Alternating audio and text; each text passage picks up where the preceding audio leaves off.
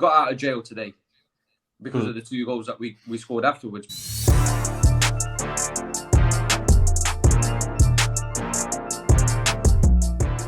So yes, people, it's TWG, the Gym Gooner, and as you can tell, I'm buzzing again. I wasn't buzzing when they scored their goal, but I'm buzzing now. And I'm delighted to be joined by the one and only Frank Hastings. How's it going, man? How's it going? TGG and TTG, the Gym Gooner and the True Gunner. There we go. There we go. Listen, I don't know about you, but I myself, I'm buzzing now. I wasn't buzzing when that goal went in. Dani Ceballos. Listen, we'll go straight in. We're just going to dive straight into it. It's the second time, 2 games running. Now we've had Granit Xhaka or Leno. You know, the conundrum there. Who was to blame? And now we've got again Leno, Ceballos. Who's to blame? Who would you say? Who's to blame? Is it a system? Is it a systematic situation? Is it Leno? Is it the midfielders not reading the game? I see a lot of people blaming Leno today, but I feel like, and I don't know if this is the case or not, but I'm almost at the point where I feel like he's being told not to kick it long because he's done it so many times. Obviously, we've got the incident with Granit Xhaka when Leno passed the ball to him and Granit Xhaka just absolutely pelted it into Chris Woods. But I'm one of the people that would blame Dani Ceballos today because, yes, Leno hasn't given him the ball in the best positions, but regardless, Dani Ceballos has tried to take on his man when he could have just played it simply back to Leno if he felt like he was in danger. But, you know, Dani Ceballos tried to be clever, didn't work out, and we conceded our goal. So I personally can't blame Leno for this one. See, for me, he's done the same thing. And for what you got to look at is, as a goalkeeper, you have near enough the best vision on the pitch because most of the time you've not got players around you. So whether it's the Burnley game or this game, you know that a midfielder or a defender coming towards the ball to receive the ball, you know behind him, he can't see behind him, but Leno can. Leno can see behind that midfielder. So for me, I don't know, man. I don't like to be that type of guy who points blame at a certain player. But in both instances where we obviously we got out of jail today because of the 2 goals that we scored afterwards. But if you look at the Burnley game, there was no get out of jail card then. It was do you know what I mean? We got what we deserved for our foolishness.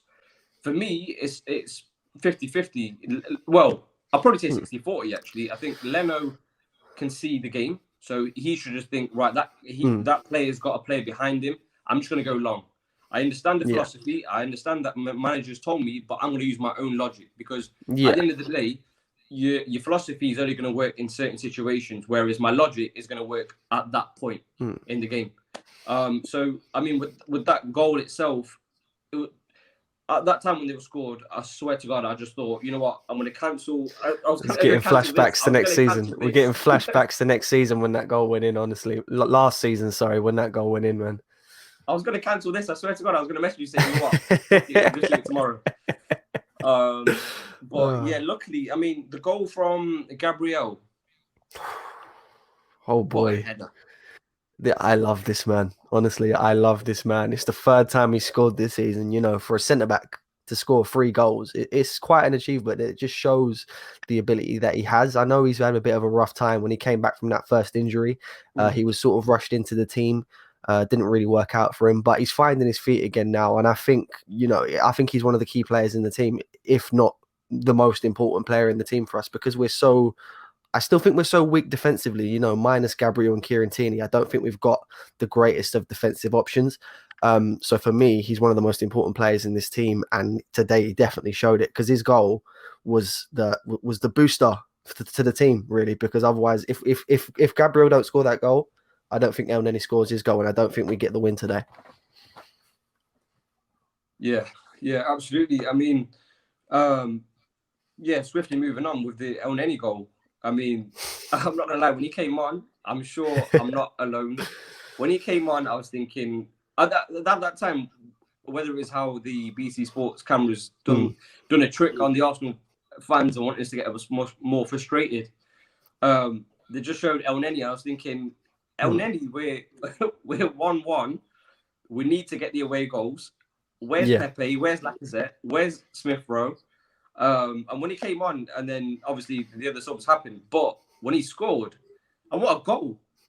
Yeah, it's not the first time he's done it, to be fair. You look back at his first goal, I think it was 5 years ago now, the one against Barcelona outside the box. He's got a shot on him. I feel like Arsenal, there's like, you're told not to, because you look at Granit Xhaka even, he's got a thunderbolt of a strike on him and he just doesn't do it anymore. But today shows, especially with Ødegaard's goal as well, and I'm sure we'll talk about that in a minute, just shoot. If you think if you think it's on, shoot. If there's no better option, shoot. Simple as. Absolutely, man. And I think the thing that annoys me about Arsenal right now, sort of generally, is the philosophy itself. I feel like I'm behind Arteta 100%. Let me just get that out there. And I understand the philosophy he's trying to embed into the team. However, you need the players to do that. That's my issue with it. At the moment, we can't have players playing out from the back. This is 2 games in a row where the same mistake could have and should have cost us. You can't do that. But I feel like this is what I've been saying since the start of the season. One, we're in a transitional period, and this is a rebuild of a season. Do you know what I mean? Any kind of bonus we can take from the season, we'll take. If we can get European football, if we can get even top 4, which is a long shot now, whether it's through Europa League.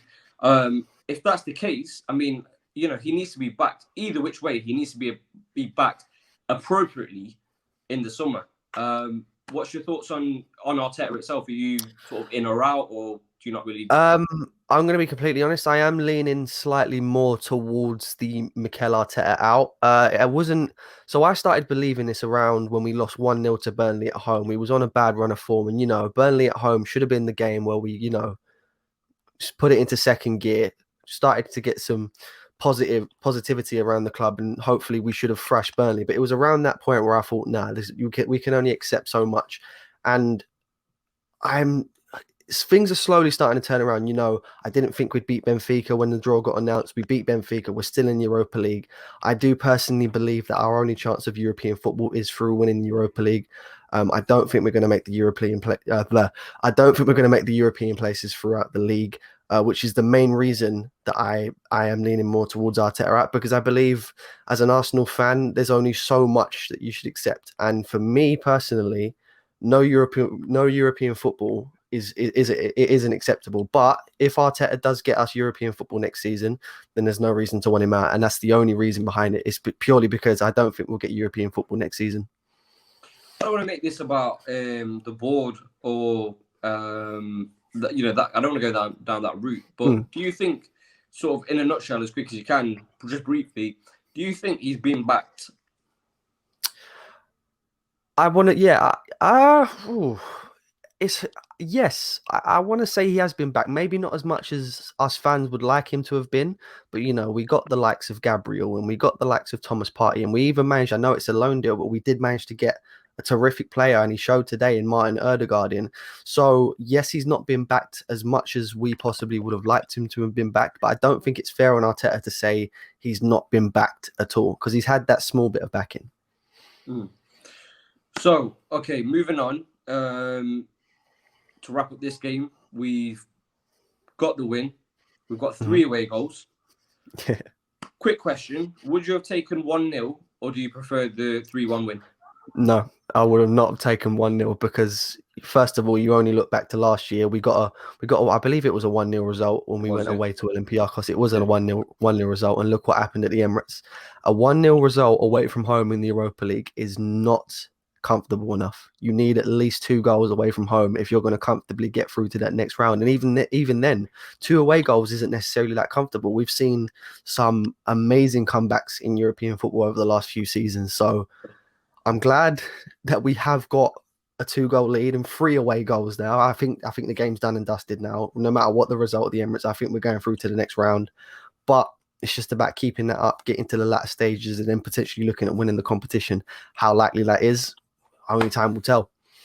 Absolutely, absolutely. So, leading into, like you said, gives us a big boost leading into the second leg. But before the second leg, we've got the small matter of the North London derby. Now, I think, as far as I'm aware, they won 2-0 at home. They did win 2-0. Yeah. Not that really matters. They're playing Dynamo Zagreb. I mean, they Yeah. haven't been a great team since Eduardo came to us, really. So, thoughts on the North London derby?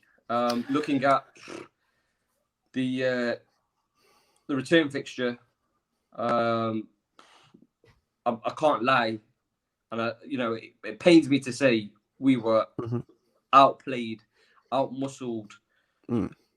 You name it. It was a complete opposite, and Spurs were everything we wanted to be on that day. Mourinho had his plan just like that, and the game was done and dusted. I think we're going to see a very different North London derby this weekend, purely because of it's a bizarre situation where you've got Arsenal in the league sitting 10th, you've got Tottenham in the league sitting 7th, so it's one of the more lower placed North London derbies we've seen in a while, and I feel like it's a situation where either team could come away with a result here, because if we get the Tottenham that we're both fairly inconsistent teams. Tottenham less than us. I'd say we're more inconsistent right now, but it depends for me on what Tottenham turns up in the day. Fingers crossed it's the same old Tottenham bottling it all the time, but we're Arsenal, so we haven't necessarily got that luck on our side. But do you know what? I think if it comes to it, I think both sides will be pleased with a draw. Would you take a draw? I would take a draw, yeah, simply because obviously I don't want to draw. I want to win.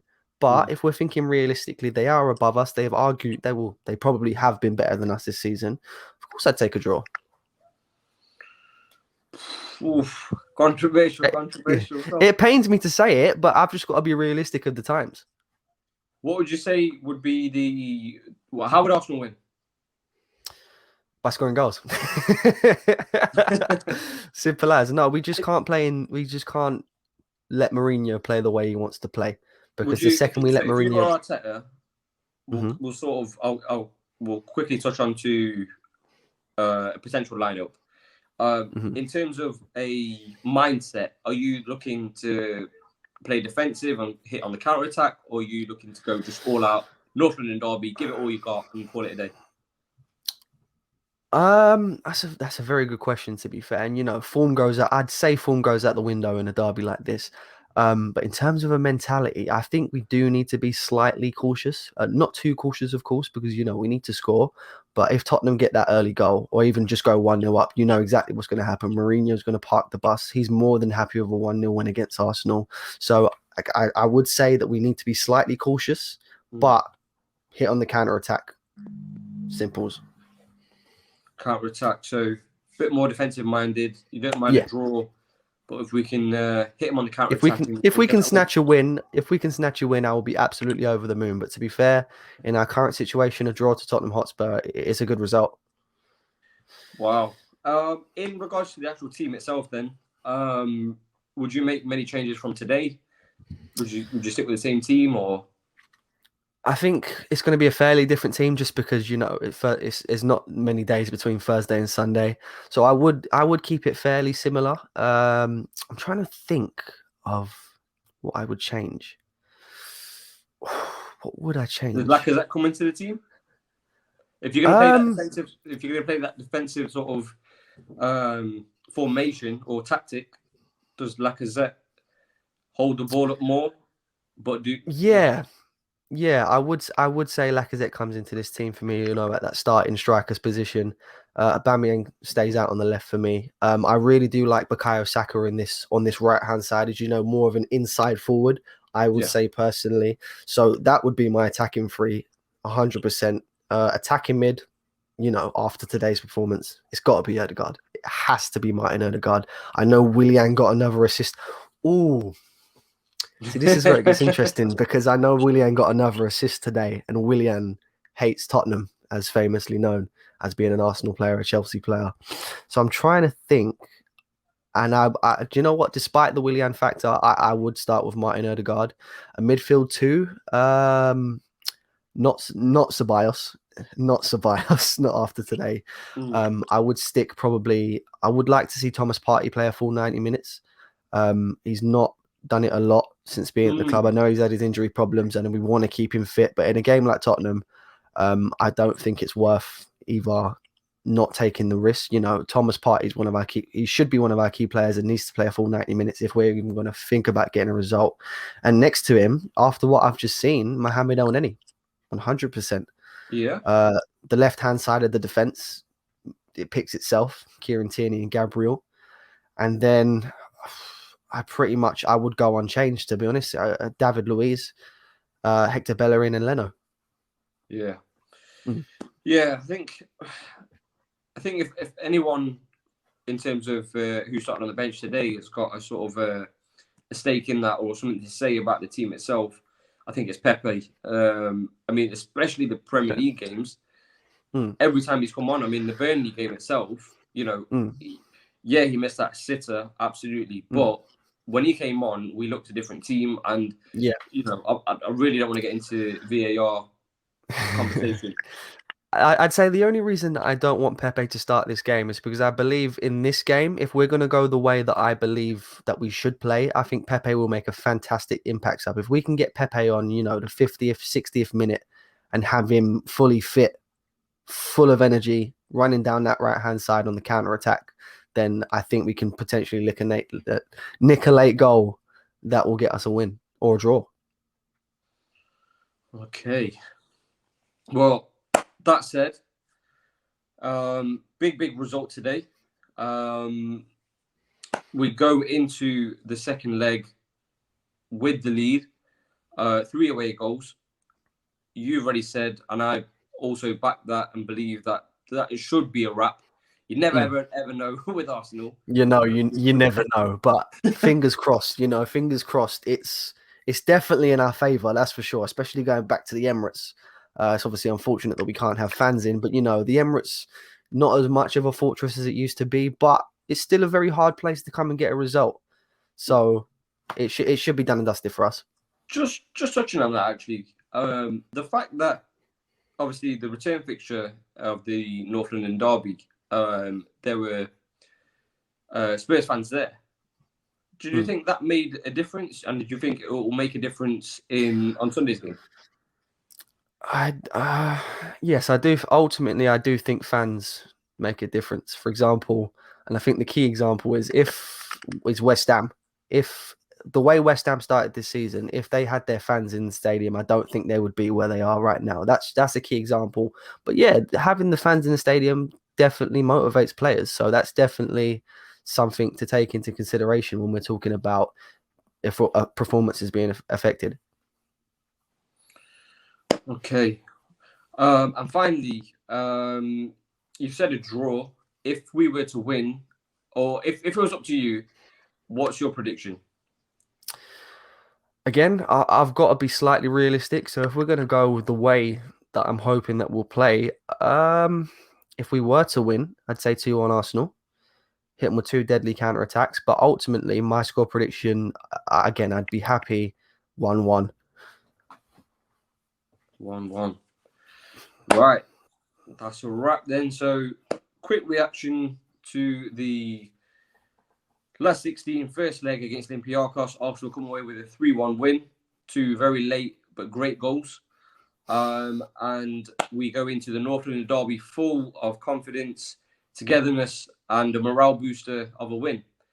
Thank you so much, Frank, for coming on and having a chat with me. And yeah, here's to the North London derby. Arsenal, please get the 3 points, please. Come on, Arsenal. Come on, Arsenal.